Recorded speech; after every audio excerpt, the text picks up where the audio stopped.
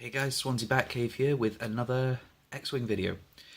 So I thought I'd talk today about one of the variations of some of the new lists using these guys. The Jumpmaster. So this came out in Wave 8, which was 2 weeks ago, I think. And I've already seen in quite a few plays in tournaments, which involves 3 of the lower pilot skill 3 ships. So 3 of them with some of the stuff we're going to talk about here. It seems to be quite good. Now I played this list, which is Tel Trevura, and Dengar, which was a 100-point game against Han Solo and Poe Dameron. Han in the Millennium Falcon with all of his normal big silly upgrades, and Poe Dameron with about the same. Yeah, and I won. It was quite fun. So let's take a look. Go with Dengar first because he worked a little bit better in the game. So Dengar is a 33-point pilot skill 9 card, and once per round after defending, if they're inside your firing arc, you can perform an attack against them. So that's quite cool.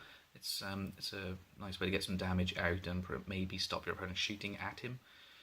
But it's where the rest of the upgrades come in that make it really, really cool.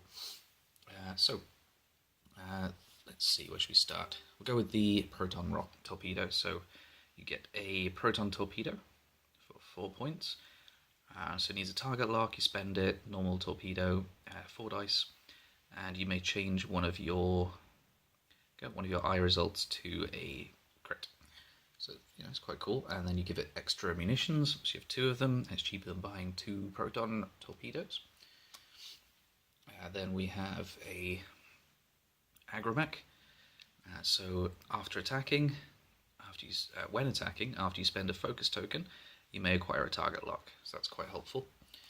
And then the new card, Guidance Chips, which sort of brings this all together.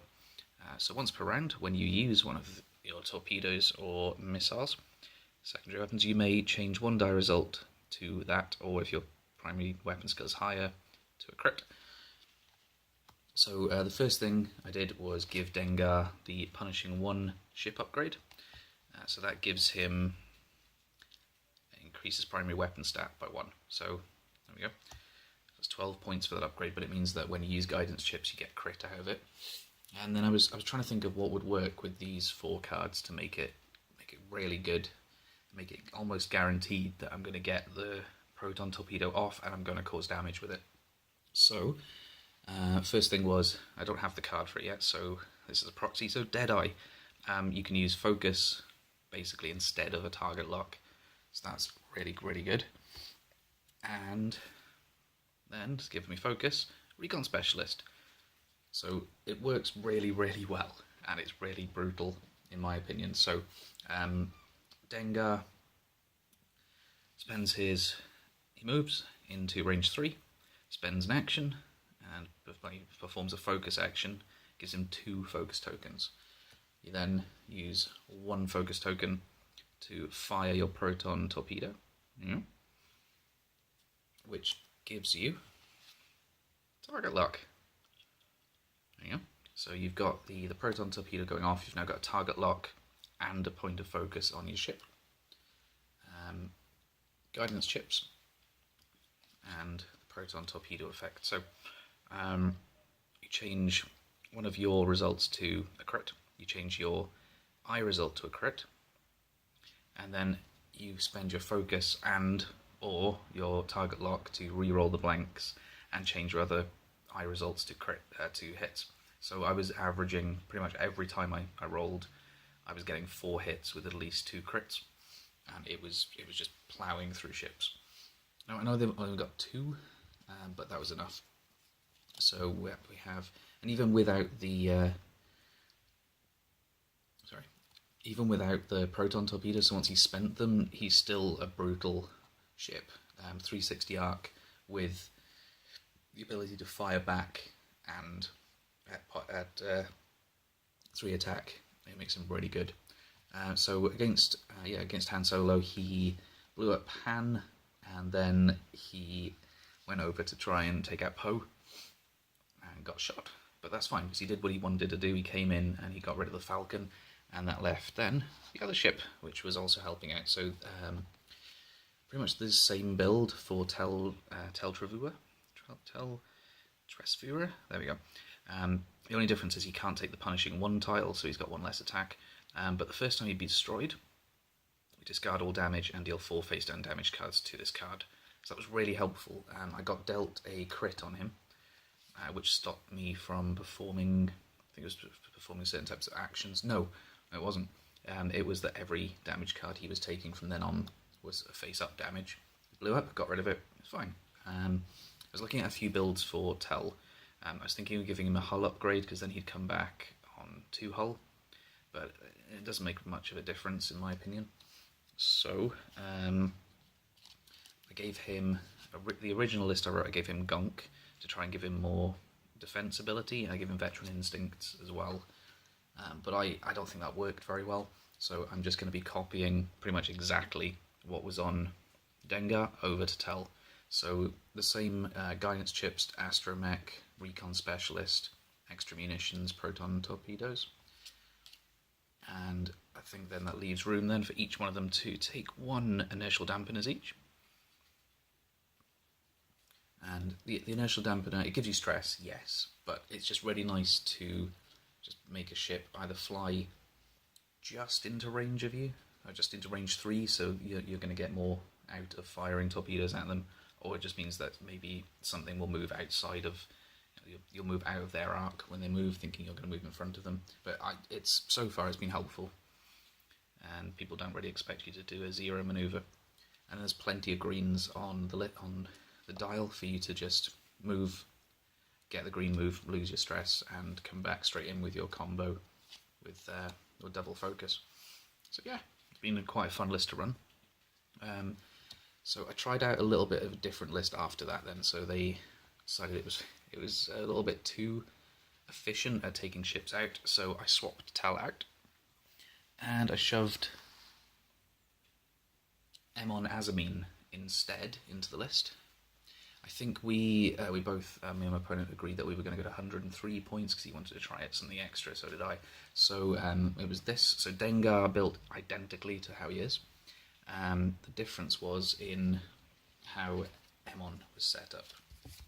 So gave him the Slave 1 upgrade to give him an extra bomb slot, extra munitions, cluster mines, because I love them, inertial dampeners, and if you don't know what Emon does, he can drop bombs using the 3 templates instead of the 1, which means that he has a lot of range with where he can throw the bombs.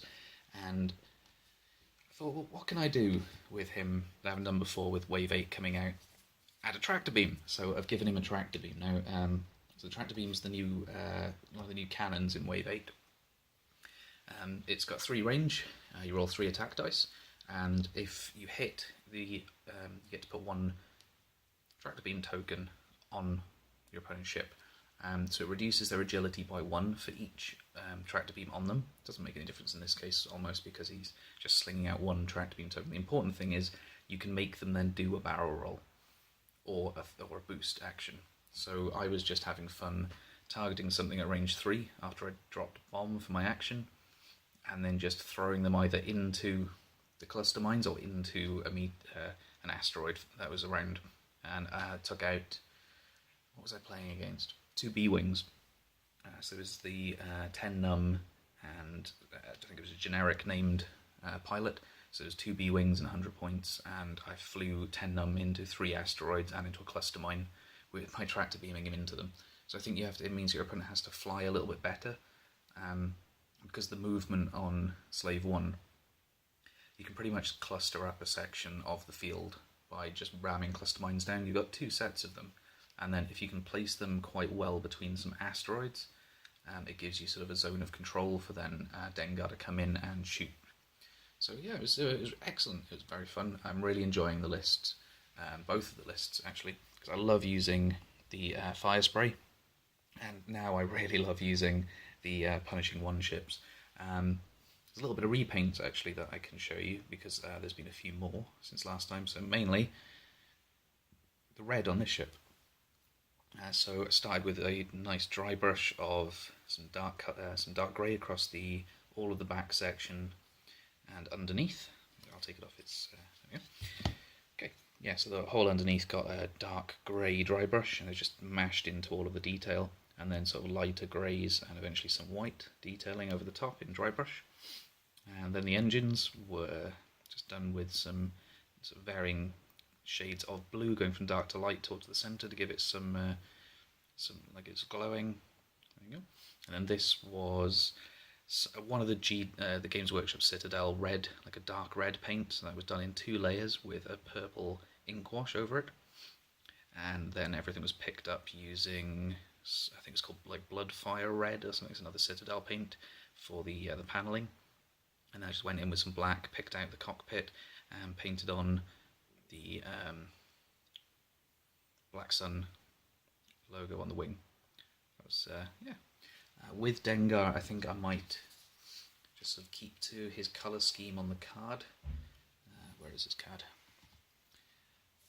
So he's pretty much the stock ship, but the colouring is going to be a little bit darker, and there's going to be a little more dirt, I think, across it, so I'm going to do that.